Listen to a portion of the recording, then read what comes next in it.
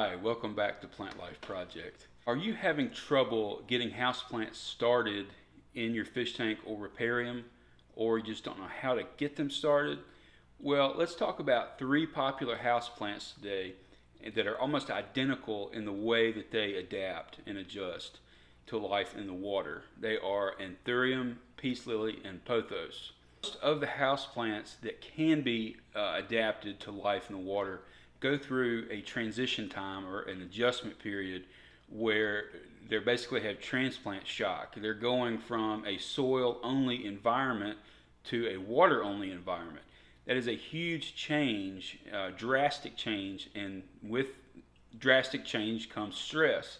So you're likely to see symptoms like the leaves drooping, partial leaf dieback, and then a lot of people get scared when they see the roots dying back and they think, oh, my plant's dying. Well, it's not dying. Don't give up. You just need to know what to expect from this process. Let's go over selecting the right plant, the stress symptoms, and what can we do to help these plants during this time.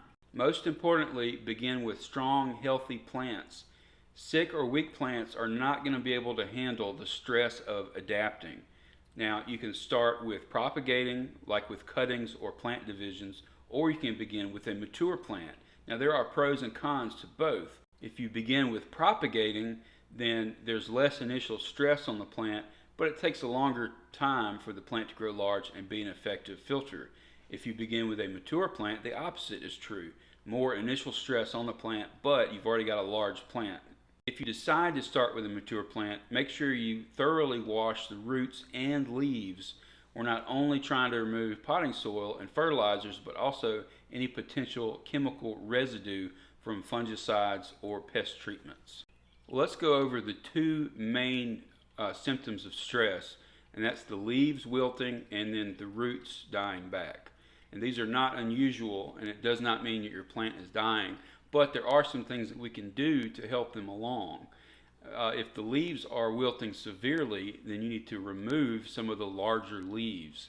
This will help give the plants a break from having to move all the water and nutrients through those larger, older leaves, and helps them focus their energy on developing the new leaves.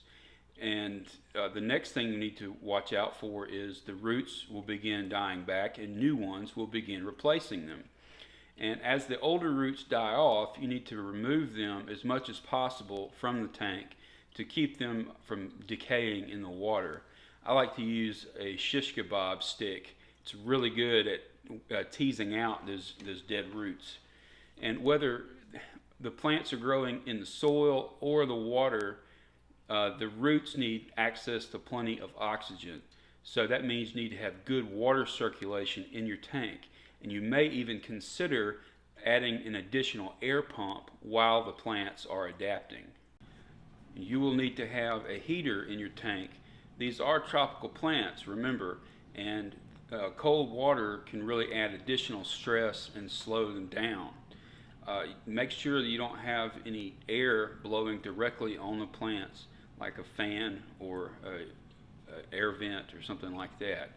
And you may consider even misting the leaves a few times a day in order to maintain proper humidity around the leaves and prevent them from drying out. As far as lighting goes, these plants do not require a lot of light. Low to medium indirect light should be fine, even just a few hours a day. Just avoid bright, intense light. Well, put these tips into practice and let me know how they work for you. Be sure to check out my top 10 Riparium plants video in the link below if you have not seen that yet. Well, thanks for watching, and remember, it's all about the plants.